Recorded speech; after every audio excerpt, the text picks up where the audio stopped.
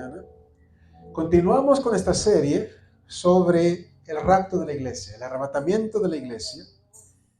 Y esta mañana quiero tocar el tema del arrebatamiento.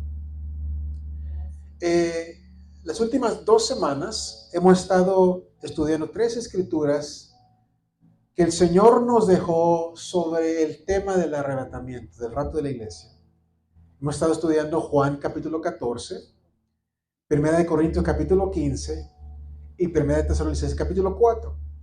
En estas 3 escrituras Jesús claramente nos habla sobre este tema del rapto de la iglesia.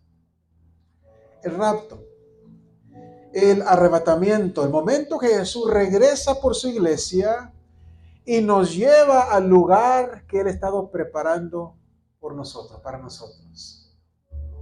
La Biblia dice que en un abrir y cerrar de ojos, todos aquellos que murieron en Cristo y nosotros cristianos que permanecemos, seremos resucitados, seremos transformados, seremos arrebatados para encontrarnos con el Señor en las nubes, en los cielos, y ser escoltados a casa en el cielo.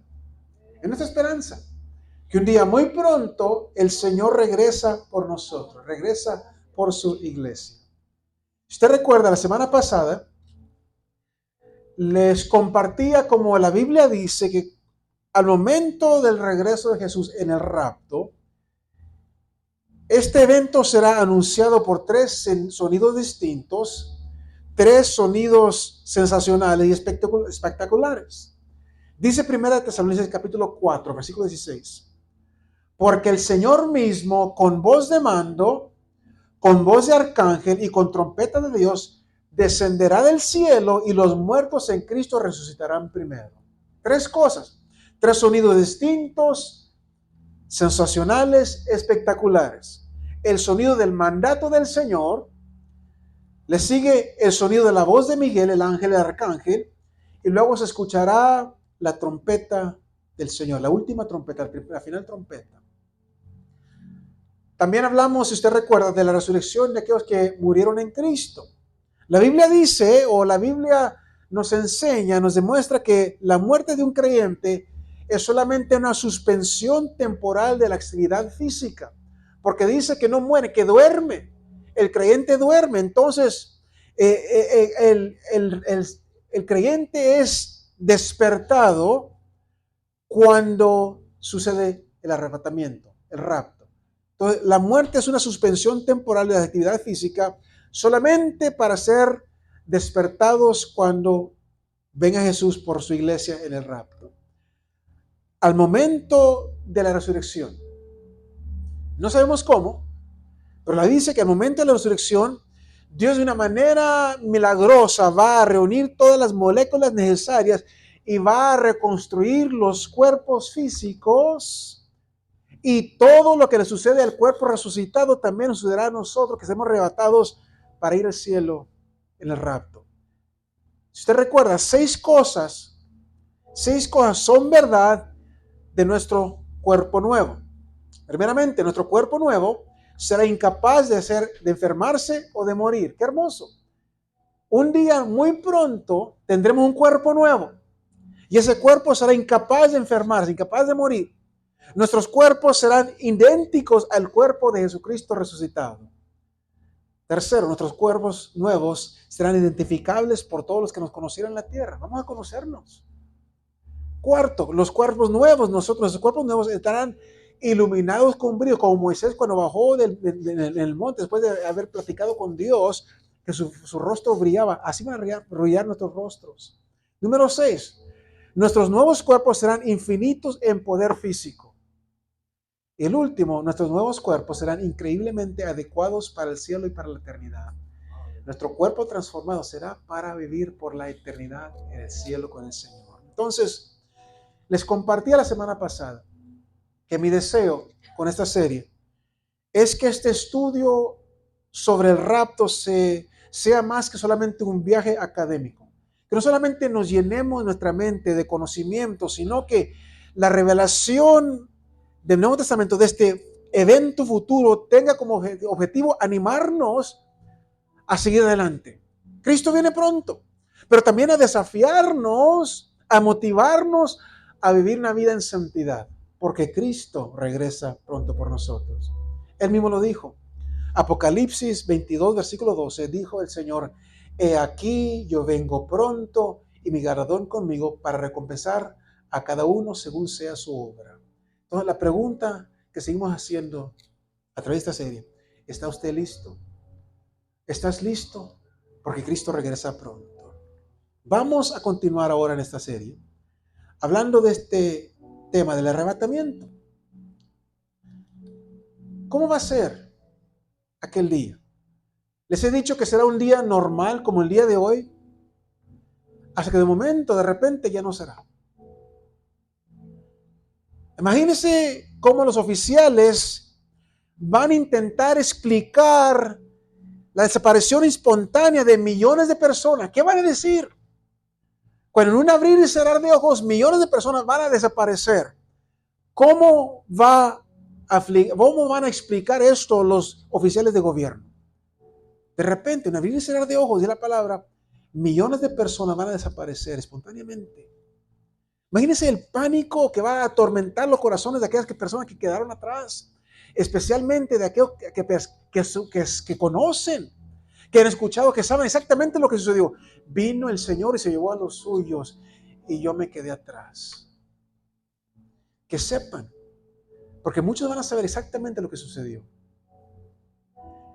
Imagínense el pánico que va a atormentar a aquellas personas. Correrán las iglesias, llamarán a los seres queridos que sabían que son cristianos, todos asustados, en pánico. Quiero hablarles de algunos retratos o imágenes del rapto. En 1 Tesalonicenses capítulo 4, versículo 17, dice que seremos arrebatados. Dice: luego nosotros, los que vivimos, los muertos en Cristo ya han sido resucitados, ya están con Jesús en el aire. Luego nosotros que vivimos, los que hayamos quedado, seremos arrebatados juntamente con ellos en las nubes para recibir al Señor en el aire, y así estaremos siempre con Él.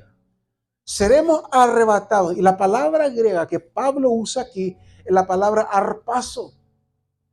Un arpazo. La palabra arpazo se encuentra 13 veces en el Nuevo Testamento y tiene múltiples matices de significado. Por ejemplo, la palabra arpazo significa llevar por la fuerza. Llevar por la fuerza. Si usted recuerda, yo les dije que en el rapto el diablo y sus demonios van a hacer todo lo posible por mantenernos, por detenernos como cristianos aquí en la tierra. Él no quiere que nos vayamos. Él va a hacer todo lo posible por detenernos aquí en la tierra, pero Jesús nos llevará por la fuerza, los vencerá, los liberará con un poder omnipotente y a su mandato nos llevará para estar en su presencia, para irnos con Él, para encontrarnos con Él en las nubes. Con un poderoso poder supremo. Nos va a llevar por la fuerza. Arpazo. El segundo significado de la palabra arpazo también significa reclamar para uno mismo con entusiasmo. Reclamar, eso es mío, con entusiasmo. Nuestro bendito Salvador vendrá con entusiasmo a levantarnos, a reclamar lo suyo. Nosotros le pertenecemos a Él. Entonces viene con gusto, con alegría de corazón, a levantar a los suyos, a reclamar con entusiasmo. El tercer significado de la palabra arpazo es arrebatar, alejar rápidamente. En un segundo, en menos de un segundo, en abrir y cerrar de ojos, el Señor va a llamar a todos los creyentes a sí mismo para compartir de su gloria. Y ningún creyente verdadero, genuino, se va a quedar atrás. El Señor viene a arrebatarnos, a alejarnos rápidamente para irnos con Él. Y el cuarto significado de la palabra arpazo es el más definitivo. Porque la palabra arpazo también significa rescatar del peligro de destrucción. El Señor viene para rescatarnos del peligro de destrucción. De repente, alrededor de todo el mundo, cuerpos serán levantados, resucitados, reunidos con sus espíritus perfeccionados, reunidos con todos los creyentes vivos, seremos arrebatados al cielo y seremos transformados espíritu, alma y cuerpo. Seremos completamente transformados. Y el rapto va a conmocionar, mis hermanos, al mundo. El rapto va a cambiar todas las cosas. Este evento que viene va a cambiar todo y a todos. Todo va a cambiar. El Señor regresa. El Señor se va a llevar a los suyos. Viene a reclamar a los suyos con entusiasmo. Viene a arrebatarnos. Viene a rescatarnos del peligro que va a seguir después del rapto. Ahora, ¿cuál es el propósito del rapto? ¿Por qué es que Jesús viene de esta manera? ¿Por qué nos arrebata? Bueno, el primer propósito, el rapto va a ser el fin de la era de la iglesia. Primeramente, se terminará la era, la disposición de la iglesia. Terminará la era de la iglesia. Desencadenará entonces ahí en el Señor. El primer propósito del rapto es desencadenar una secuencia de eventos que son el fin de los tiempos. La repentina aparición de Jesucristo en el cielo por sus hijos y su repentina desaparición de la tierra va a desencadenar una cadena ininterrumpida de acontecimientos que durará 7 años y van a culminar con su segunda venida. Cuando llegue Jesucristo, al momento del rapto, entonces se termina la era de la iglesia y ahí comienza entonces una secuencia de eventos de 7 años que culminarán con la segunda venida. El rapto va a ser el catalizador. El rapto es esa chispa divina, la señal del fin de nuestra era actual y el comienzo de una cuenta regresiva profética hacia el fin de la historia como nosotros la conocemos. Entonces, el primer propósito del rapto, terminar con la era de la iglesia y ser el inicio que desencadena todo esto, lo que comenzamos a conocer como el fin de los tiempos. El segundo propósito del rapto será para que Dios libere a sus hijos de la tierra antes de la tribulación de 7 años. Antes que inicie la tribulación, el Señor viene a rescatarnos. La palabra arpazo significa rescatar del peligro de destrucción. Entonces el Señor viene, Jesucristo viene en el rapto para rescatar a sus hijos de la tierra antes que comience esta tribulación de 7 años. Jesús advirtió en Mateo 24:21, porque habrá entonces gran tribulación, cual no la ha habido desde el principio del mundo hasta ahora, ni la habrá. Una advertencia. Al momento del rapto iniciará este proceso, este momento, este evento de la tribulación, gran tribulación. Durante este periodo, el mundo va a experimentar dolor, devastación, como nunca jamás en la historia de la humanidad. Dolor, devastación. Pero la Biblia dice que Jesús primero, antes, va a arrebatar a todos aquellos que han puesto su confianza en Él, que han recibido como Señor y Salvador de su vida. Él hará esto antes que la tribulación comience. En Apocalipsis capítulo 3, versículo 10. Jesús le dijo a la iglesia en Filadelfia: por cuanto has guardado la palabra de mi paciencia, yo también te guardaré de la hora de la prueba que ha de venir sobre el mundo entero para probar a los que moran sobre la tierra. Yo te guardaré de la hora de prueba. Aquellos que conocen a Cristo conocen o comparten su naturaleza y seremos atraídos a Él, atrapados por su poder magnético, arrebatados. Nosotros que amamos a Jesús, seremos atraídos, levantados, arrebatados para ir y siempre para magnificar a nuestro Señor y Salvador Jesucristo. Ahora, algo muy importante que entendamos aquí. ¿Quién será arrebatado? ¿Quiénes serán arrebatados? El pasaporte espiritual para la vida eterna en el cielo es Jesucristo. El único. El único pasaporte espiritual para ir al cielo, para pasar la vida eterna en el cielo, es Jesucristo. Su sacrificio abrió la puerta para la redención, para el perdón de nuestros pecados. Pero nosotros tenemos que recibir su justicia para poder gozar de la eternidad con Él. Jesucristo hizo todo lo posible. Él vino, dio su vida, entregó su vida, derramó su sangre, murió en la cruz del Calvario, resucitó para redimirnos, para perdonarnos, pero nosotros tenemos que hacer nuestra parte en recibir la justicia del Señor para poder gozar la eternidad con Él. Entonces, ¿quién va a tomar parte en el rapto? No todos. Es verdad que Jesús vino a morir por todo el mundo, pero no todos van a participar en el rapto. El rapto tiene restricciones.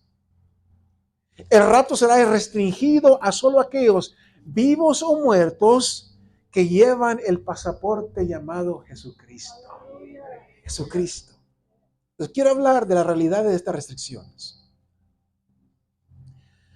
Cada uno de estos tres pasajes que hemos estado estudiando hasta ahorita, conectados con el rapto, lo hacen muy claro, que solamente aquellos que son creyentes de Jesucristo serán incluidos en el rapto. No todos serán arrebatados. Una vez más, Cristo murió por todos, pero no todos serán arrebatados. Tenemos que hacer nuestra parte en recibir la salvación que Dios ofrece a través de Jesucristo. Entonces, los pasajes nos indican que solamente aquellos que son creyentes en Jesucristo serán incluidos en el rapto. En Juan capítulo 14, versículos 1 al 3, Jesús se dirigió a sus discípulos como aquellos que creen en Dios y creen en Él. Vaya conmigo, Juan 14, versículos 1 al 3. Y Jesús les da estas palabras. Antes de irse, le da estas palabras a sus discípulos y a nosotros. Dice, no se turbe nuestro corazón. Creéis en Dios, creed también en mí. Luego les dice, en la casa de mi Padre muchas moradas hay. Si así no fuera, yo los hubiera dicho. Luego les dice, voy pues a preparar lugar para vosotros, y si me fuere y os prepararé el lugar, vendré otra vez, entre comillas, en el rapto, y os tomaré a mí mismo para que donde yo estoy, vosotros también estéis. Entonces sus discípulos, los que serán arrebatados, dice Jesús, son los que creen en Dios y creen en Él. En 1 Corintios 15, Pablo describe a los participantes en el rapto como, versículo 23, los que son de Cristo en su venida. Lo que le pertenecemos a Cristo. Una vez más, el pasaporte es Jesucristo. La única manera de entrar en el cielo es Jesucristo. Entonces nosotros los que somos de Cristo, en su venida estemos preparados para irnos con Él. Y como para eliminar toda posibilidad de malentendidos, Pablo termina este pasaje sobre el rapto con estas palabras, versículo 58. Así que, hermanos míos, estad firmes y constantes. Hermanos míos. Hermanos míos. En 1 Tesalonicenses capítulo 4, Pablo una vez más se refiere a sus lectores como sus hermanos y los describe en el versículo 14 como aquellos que creemos que Jesús murió y resucitó. Ahí está la clave. Creemos que Jesús murió y resucitó. Y miren, mis hermanos, la Biblia no usa la palabra a la ligera. Estas son frases calificativas que restringen el rapto exclusivamente para los seguidores de Cristo. Solamente los seguidores de Cristo seremos arrebatados al momento que Jesucristo venga por su iglesia. Solamente los redimidos del Señor Jesucristo tendrán parte en el arrebatamiento, en el rapto de la iglesia. El apóstol Pedro le dijo a los líderes judíos en Jerusalén, en Hechos capítulo 4, versículo 12, y en ningún otro hay salvación, porque no hay otro nombre bajo el cielo dado a los hombres en que podamos ser salvos, solo en el nombre de nuestro Señor y Salvador Jesucristo. Él es nuestro pasaporte para la vida eterna. Y en la última frase del sermón de Jesús en el Monte de los Olivos, dice así, Mateo 25, 46.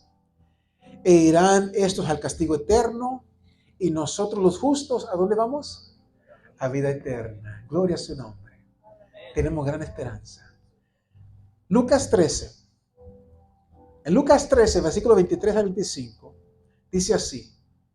Y alguien le dijo, Señor, ¿Son pocos los que se salvan? Y la respuesta, Él les dijo, esforzaos a entrar por la puerta angosta, porque os digo que muchos procurarán entrar y no podrán. Después que el padre de familia se haya levantado y cerrado la puerta y estando fuera, empieces a llamar a la puerta diciendo, Señor, Señor, ábrenos. Él respondiendo dirá, no sé de dónde sois.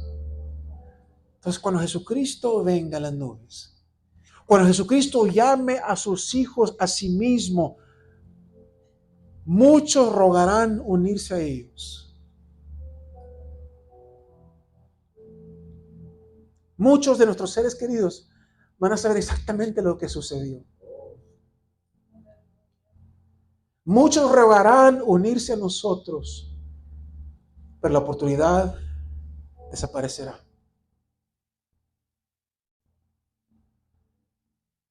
La puerta de oportunidad ahorita está completamente abierta. La puerta de oportunidad ahorita está completamente abierta, pero un día muy pronto se cerrará la puerta de oportunidad.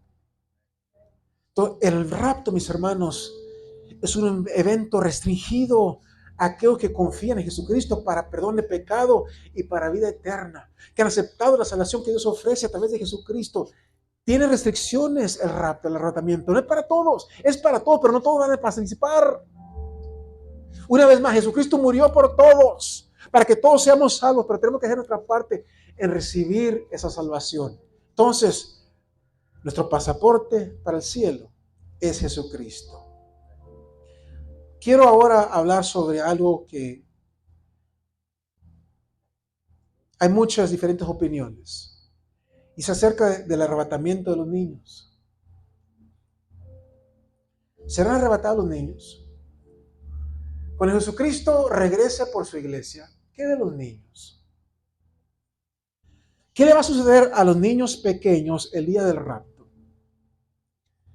¿Qué le va a suceder a aquellos pequeños que están muy jovencitos para hacer una decisión acerca de la eternidad cuando Jesucristo regrese?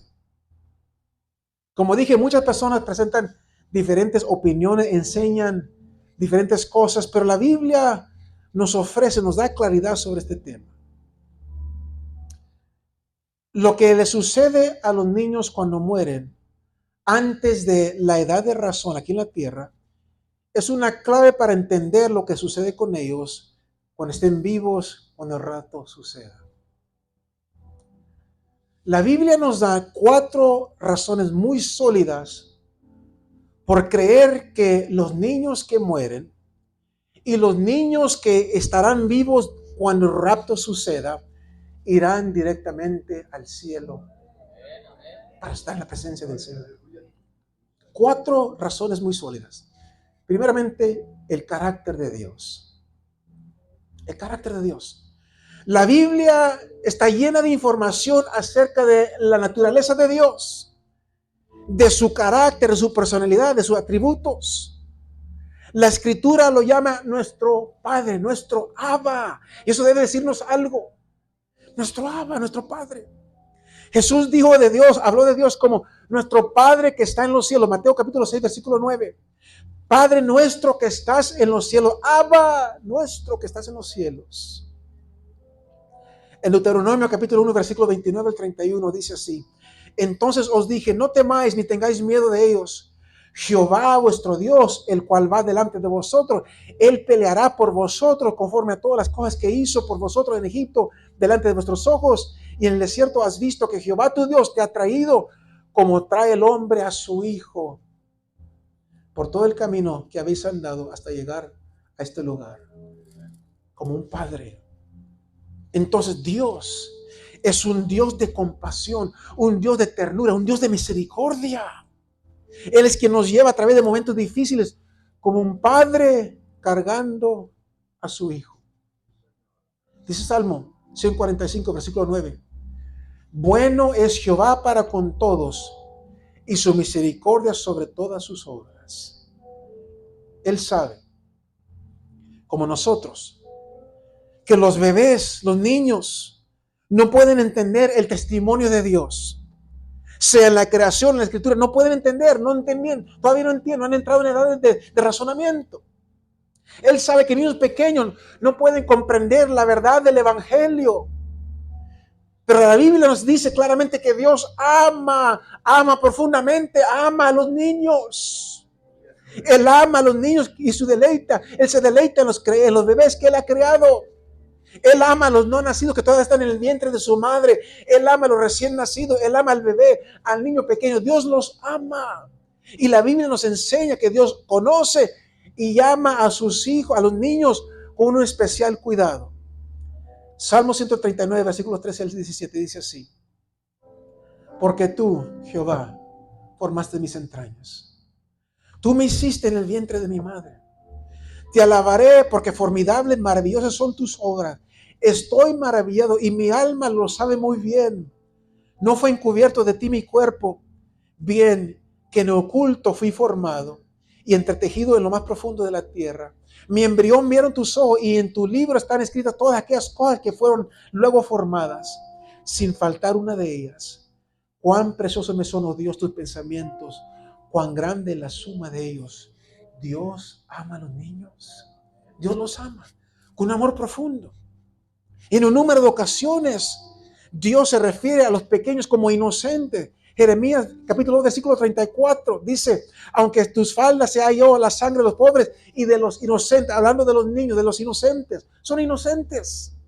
No tienen culpa. No tienen culpa. En Jeremías capítulo 9, versículo 4 también, al final habla de los inocentes, la sangre de los inocentes, los que no tienen culpa. Ahora, esto no quiere decir que no son sin pecado, porque todos nacemos en una naturaleza de pecado, pero todavía no son responsables por su pecado, de la misma manera que usted y yo pecamos voluntariamente, a veces con premeditación. Ellos no son culpables. Dios entiende la diferencia, mis hermanos. Como un padre amoroso, Dios entiende la diferencia. El carácter de Dios sienta las bases para la realización que los niños que no pueden entender el evangelio están envueltos en la gracia y la misericordia de nuestro Señor. Entonces, la primera razón que tenemos aquí es el carácter de Dios. El segundo es la condición para la salvación. ¿Por qué sabemos que los niños serán en el rapto? La condición de la salvación. La segunda razón tiene que ver con la condición de la salvación. ¿Qué tiene que hacer una persona para estar perdido? Una persona para estar perdido tiene que rechazar la libre oferta de la gracia salvadora de Dios. Tiene que rechazarlo. La persona que rechaza la oferta de Dios, de la gracia de Dios, entonces está perdida. Los niños están muy pequeños para conocer o entender el evangelio. No pueden rechazarlo voluntariamente. No pueden decir yo no quiero nada que ver porque no lo entienden. Los niños pequeños no tienen ningún registro de incredulidad o de malas obras. Entonces no hay base para que ellos puedan merecer una eternidad aparte de Dios. No hay base para eso. Los niños están blindados con la sangre de Jesucristo que los ama. Todos los niños pequeños de todo el mundo. Y dice que no quiere que ninguno de ellos perezca, sino que todos pasen al arrepentimiento. Entonces, la segunda razón, la condición para la salvación. Tercero, encontramos en la palabra las historias de Jesús en los evangelios, la compasión del Salvador. Y descubrimos en estas historias en los evangelios que Jesús tenía un amor increíble por los niños. En Mateo 19, versículos 13 y 14 dice que entonces le fueron presentados unos niños para que pusiese las manos sobre ellos y orase.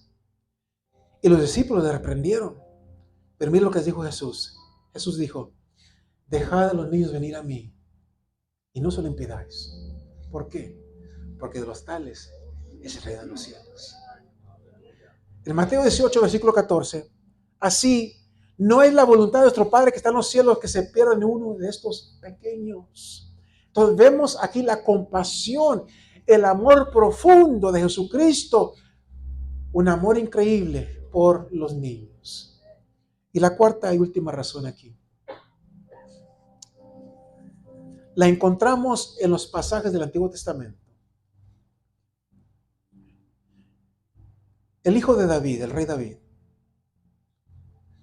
El Antiguo Testamento nos dice la historia del adulterio del rey David con Betsabé, el asesinato de su esposo. Y Natán, el profeta, predijo que el niño concebido por David y Betsabé sería tomado en muerte, iba a morir.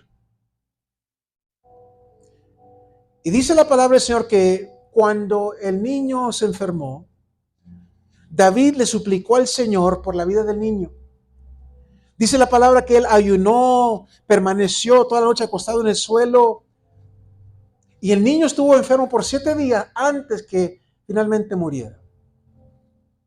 Pero continúa la palabra diciendo, en 2 Samuel, capítulo 12, que cuando David se dio cuenta, se enteró que el niño había muerto, él hizo algo muy extraño.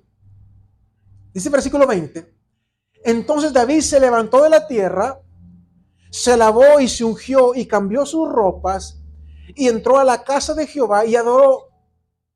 Después vino a su casa y pidió y le pusieron pan y comió. Y dice el versículo 21 que estaban todos confusos. Le dijeron sus siervos, ¿qué es esto que has hecho? Por el niño viviendo aún, ayunabas y llorabas, y muerto él, te levantaste y comiste pan. No lo entendían, ¿qué estás haciendo? Y miren la respuesta de David, versículo 22 y 23. Respondiendo él, dice, viviendo aún el niño, yo ayunaba y lloraba diciendo, ¿quién sabe si Dios tendrá compasión de mí y vivirá el niño? Mas ahora que ha muerto, ¿para qué de ayunar? He de ayunar. ¿Podré yo hacerle volver? Y miren lo que dice enseguida. Yo voy a él, mas él no volverá a mí. Esta última frase en este pasaje es posiblemente la frase más importante en la Biblia sobre este tema de lo que sucede con los niños cuando mueren. La esperanza de David es ese momento que reside, que está con la eternidad en el cielo. Dice él aquí en esta palabra, él sabía que nunca iba a ver a su hijo una vez más aquí en la tierra. Entonces, en esencia está diciendo, no puedo traer del niño de regreso, pero un día yo iré a donde está mi hijo y nos reuniremos. No puedo hacerlo regresar, pero un día yo voy a ir a donde está él. Ahora, ¿dónde piensa usted que él iba a suceder esta reunión? Aquí el rey David no está hablando de la tumba, no está hablando del sepulcro, no está hablando del infierno. David está anticipando el cielo. Entonces, él expresó una creencia que su niño, su bebé, se había ido antes de él a aquel bendito lugar, al cielo, aquel lugar que Dios preparó, Jesús está preparando para nosotros. Entonces, la idea de encontrarse con su hijo en el cielo animaba a David. Y es por eso que él dejó de llorar, dejó de ayunar, se vistió y salió al encuentro con la gente. David sabía esta verdad, que cuando los niños mueren, y cuando los bebés, los pequeños mueren, o ocurre el rapto antes que comprendan el evangelio, van directamente al cielo, a la presencia de Dios. Entonces, si usted quiere saber qué sucede con los niños, van directamente a la presencia del Señor, al cielo. La semana pasada, al terminar, les pregunté, si usted supiera que Jesucristo llegaba hoy a mediodía, ¿qué estuviera haciendo? Si supiéramos, si en alguna manera, si la Biblia o algo nos diría que hoy, ¿qué es la fecha de hoy? No sé qué es la fecha, pero hoy, este domingo, Jesucristo regresara a mediodía, ¿qué estaríamos haciendo? Sin duda estuviéramos orando, leyendo la Biblia, llamando a nuestros seres queridos, hey, Cristo regresa hoy, prepárate. Cristo viene hoy, arrepiéntete. Cristo viene hoy, pídele perdón. Hay salvación, todavía hay oportunidad para que te salves. Todavía hay oportunidad. A las 12 se cierra la puerta. A las 12 se cierra la oportunidad. Hay oportunidad. Entra, por favor, entra. Te pido, entra. Estaremos clamando por ellos, sin duda. Entonces, es tiempo de examinar el porqué del rapto. ¿Qué si hoy fuera nuestro último día aquí en la tierra? ¿Qué si hoy fuera el último día aquí en la tierra? ¿Por qué nos importa este tema del rapto a usted y a mí? ¿Por qué nos importa? ¿Cuál es la relevancia del rapto? Si el rapto llegara en el futuro, ¿por qué nos importa ahora? Si el rapto es el momento en que todos los cristianos, vivos y muertos, se reúnen con nuestro Señor en el cielo, ¿por qué ese evento debería afectar nuestra vida ahora aquí en la tierra? Tenemos, mis hermanos, que aprender a vivir como si hoy fuera nuestro último día aquí en la tierra, porque tal vez sí lo sea. Aprendamos a vivir como si hoy fuera nuestro último día aquí en la tierra. De la misma manera que la muerte a veces nos ayuda a reconocer el valor de la vida. La realidad del rapto debe motivarnos como hijos del Señor a hacer uso propio, correcto de nuestro tiempo, aquí y ahora. El fin viene pronto. El fin viene pronto. Y nosotros somos responsables por amar a Dios, por amar a otros, a lo más grande, a nuestra máxima capacidad, mientras estamos aquí en la tierra y tengamos oportunidad de impactar a lo que está a nuestro alrededor. Mis hermanos, se ha habido un tiempo cuando la iglesia de Dios y el pueblo de Cristo debe captar este sentido de urgencia. Es ahora.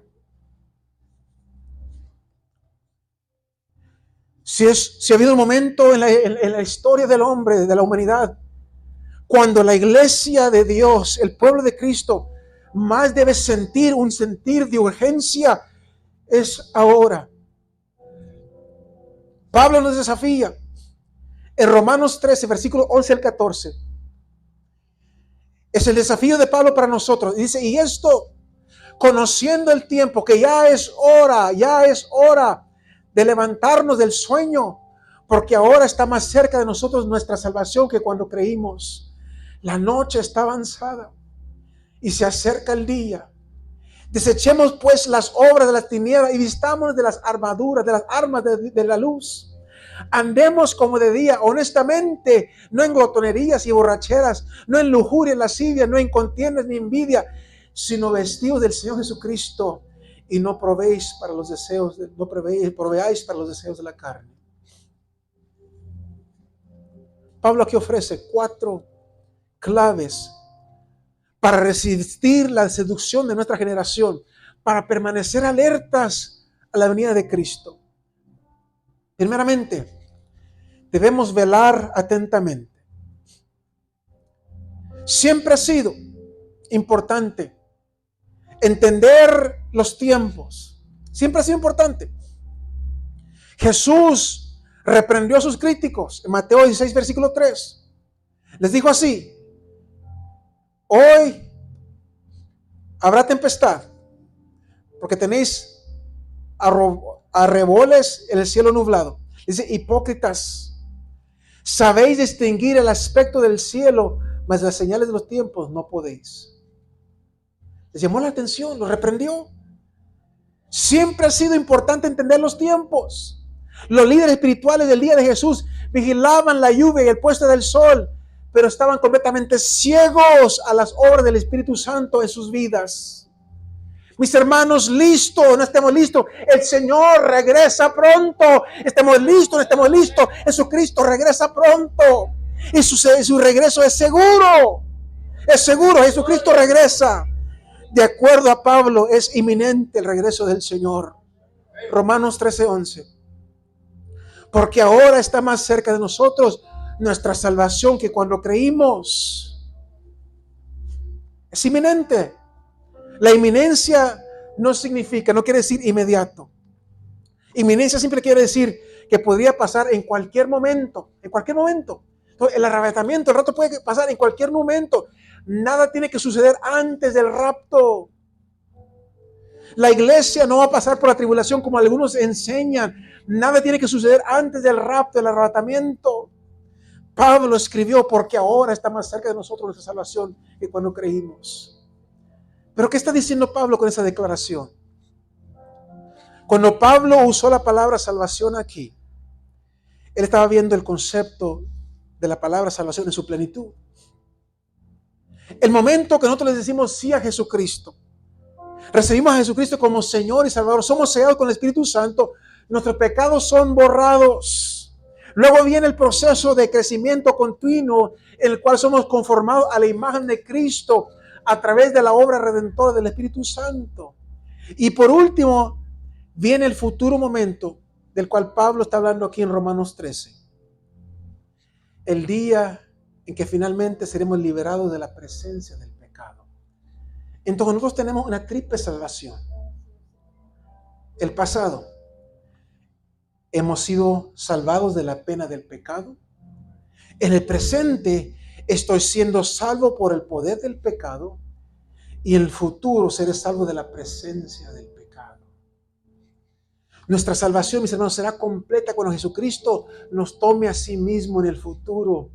Cuando el pecado sea destruido por completo en nuestra vida sea perfeccionada por la obra de Jesucristo. Aquel día, dice Pablo, está más cerca de nosotros que nuestra salvación que cuando creímos. Y por eso, mis hermanos, es importante para usted y para mí velar atentamente en el presente. Mientras permitimos que las victorias de Cristo en el pasado nos lleven hacia nuestro glorioso futuro. Velar atentamente hoy, el presente. Cristo viene pronto por nosotros. Segundo, guerrear valientemente. Pablo escribe en Romanos 13, versículo 12. La noche está avanzada y se acerca el día. Desechemos pues las obras de las tinieblas y vistámonos las armas de la luz. Aquí hay dos órdenes, dos mandamientos muy críticos. El primero, desechemos las obras de las tinieblas. Las tinieblas son las palabras que se usan en la Escritura para describir la vida que vivíamos antes de haber conocido a Jesucristo como Salvador. Esa es la tiniebla. Vivíamos en tinieblas. El segundo mandamiento es más positivo. Dice, vistámonos las armas de la luz. Entonces Pablo está usando aquí imágenes conectadas con el Nuevo Testamento para caminar o andar en comunión con Dios. Juan dijo, el primero de Juan 1:7, pero si andamos en luz, como Él está en luz, tenemos comunión unos con otros y la sangre de Jesucristo, su Hijo, nos limpia de todos pecados. Entonces, las tinieblas, las cuales escribe Pablo, es un término que usamos para describir la ausencia de la luz. La tiniebla es ausencia de la luz, pero cuando aparece la luz, las tinieblas no pueden existir, desaparecen. Entonces, cuando caminamos en la luz de Cristo, cualquier oscuridad espiritual tiene que huir. Andamos en luz. El tercer paso, caminar virtuosamente. ¿Qué quiere decir? Andamos en luz. El primer paso para andar en luz es rechazar las partes de nosotros que conocemos que son pecaminosas. Dice el versículo 13, Romanos 13, andemos como de día, honestamente. Seamos realistas. Hay áreas en nuestra vida que nosotros sabemos que son malas, que son pecado. Rechazar, dice, primeramente para andar en luz tenemos que rechazar aquellas cosas, aquellas partes de nuestra vida. Y hay 6 acciones, dice el apóstol ahí, el apóstol Pablo, que nos detienen, nos previenen, que no nos permiten caminar correctamente. ¿Cuáles son? Las menciono ahí. La glotonería, borracheras, lascivia, lujuria, contienda, envidia. Estas cosas no nos permiten andar correctamente, andar en luz. Son 6 pecados peligrosos que pueden ocultarse, pueden esconderse en las tinieblas del corazón humano antes que se manifiesten a la luz del día. Entonces, el rapto, el arrebatamiento, nos recuerda a pensar arrepentimiento, a pensar, entender que arrepentirnos después no es posible, no es suficiente. Ahora es el tiempo de pedir perdón.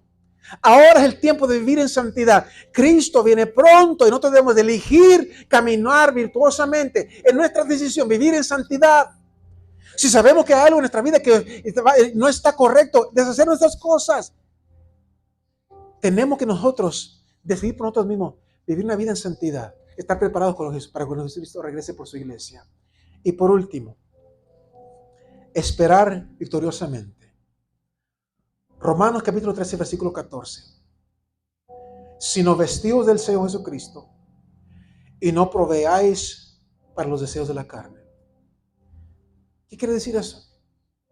¿Qué quiere decir vestidos del Señor Jesucristo y no proveáis para los deseos de la carne? No nos permitimos a nosotros mismos. No nos permitimos ninguna posibilidad de satisfacer nuestros malos deseos. No nos permitimos. No planeamos para pecar. No le damos bienvenida al pecado en nuestra vida. No le ofrecemos al pecado ninguna oportunidad para estar en nosotros. Cuando nos convertimos en cristianos, cuando recibimos la salvación de Dios en Jesucristo, Cristo vino a vivir su vida en nosotros. Y es por eso que hemos aprendido a sentirnos incómodos con todo lo que a Él no le agrada. Cuando hay un pecado en nuestra vida, nos sentimos incómodos. ¿Por qué? Porque Jesucristo vive en nosotros. Cuando aceptamos la salvación, Jesucristo vino a vivir, a morar entre nosotros. El Espíritu Santo mora en nosotros.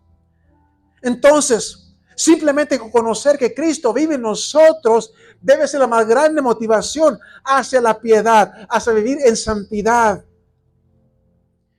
Esta es la clave a la victoria en nuestra vida espiritual. Las palabras de Pablo en Efesios capítulo 4, versículo 1, y termino con esto. Dice Pablo: yo pues, preso en el Señor, os ruego que andéis como es digno de la vocación con que fuisteis llamados. Ese es nuestro desafío. Que andemos como es digno de la vocación con la que fuimos llamados. Mis hermanos, por lo que Jesús ha hecho por nosotros. Primeramente, por lo que Jesús ya hizo por nosotros. Y debido a la realidad del rapto, que Jesucristo regresa pronto, entonces evitemos cualquier cosa que manche o esté manchando el esplendor de su sacrificio. Como seguidores de Cristo, estemos alertas, estemos vigilantes, aprendamos a vivir como si este fuera nuestro último día. Cristo regresa pronto. Tal vez sea ahora. ¿Estás preparado? ¿Estás listo? Esa respuesta solamente tú puedes. Tú solamente la conoces. Una vez más yo te pido, si en esta mañana tú no has aceptado a Jesucristo como Señor y Salvador de tu vida, no salgas de este lugar sin abrir tu corazón. O si un día conociste a Jesús y has vuelto a vivir en pecado, arregla tus cuentas, arregla tu relación con Dios. Porque Jesucristo viene pronto. Viene por un pueblo preparado, un pueblo que vive en santidad. Te invito a inclinar su rostro ahí donde está. Padre Celestial, una vez más, tu palabra nos presenta la realidad del regreso de nuestro Señor Jesucristo por su iglesia. Una vez más, vemos la palabra de advertencia, pero también la palabra de consuelo.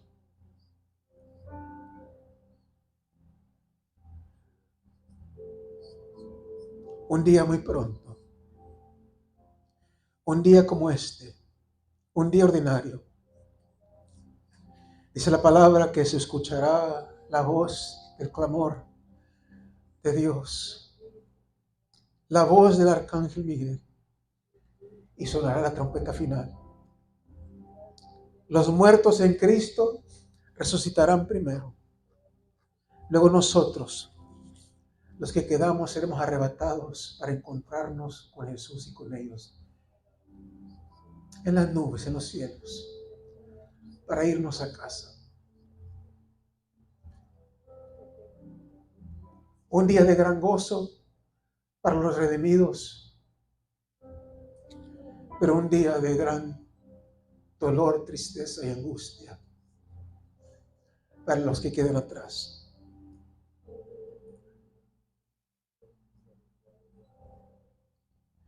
Esta mañana, Señor, una vez más, abrimos nuestro corazón para recibir tu palabra, para aceptarla. Recibimos el consejo, la advertencia de tu palabra.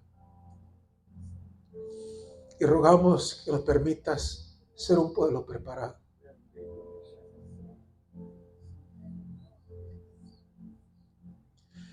Gracias por la salvación tan grande que nosotros gozamos. Gracias por ese pasaporte espiritual que es Jesucristo, nuestro Señor y Salvador. Gracias por la divina esperanza que un día tú vienes por nosotros. Pero en esta mañana, Señor, nos unimos para levantar un clamor delante de tu presencia. Por nuestros seres queridos que no te conocen. Nuestros seres queridos, Señor, que tal vez un día caminaron en tu camino, pero se han apartado, se han alejado. Padre, tu palabra claramente nos enseña esta mañana que tú vienes pronto, que Jesús viene pronto. Que muy pronto se cerrará la puerta de oportunidad. Yo te pido, Señor, por nuestros seres queridos, que tú tengas misericordia y que antes que se cierre la puerta de oportunidad, antes que se cierre la puerta, Señor, ellos puedan venir, aceptar la salvación que tú ofreces a través de Jesucristo, tu Hijo. Que antes que sea demasiado tarde, Señor, tú hables a sus vidas, a sus corazones. Que puedan reconocer que el tiempo que vivimos es peligroso, que Jesucristo regresa pronto. Y solamente aquellos preparados, solamente aquellos salvos, redimidos, se irán con Él para estar para siempre con Él. Señor, esta mañana clamamos en la oración por las almas perdidas. Y una vez más hacemos memoria, Señor, de las almas perdidas.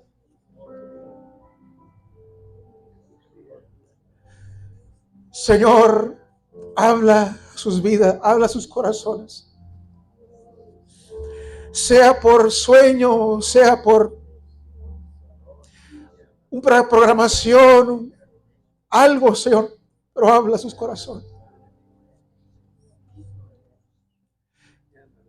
Quita las vendas de sus ojos ojos espirituales. Lo que el enemigo ha puesto para cegarlo, quítalo, Señor, en el nombre de Jesús, para que ellos puedan ver su condición y ver que la única respuesta, la única solución es Jesucristo. Mientras nosotros nos regocijamos en saber que Jesucristo regresa, Señor, también sentimos la carga por esas almas perdidas. Señor, los ponemos en tus manos.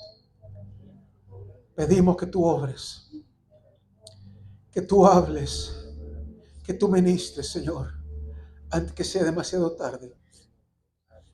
Que vengan al conocimiento de Jesucristo como Señor y Salvador.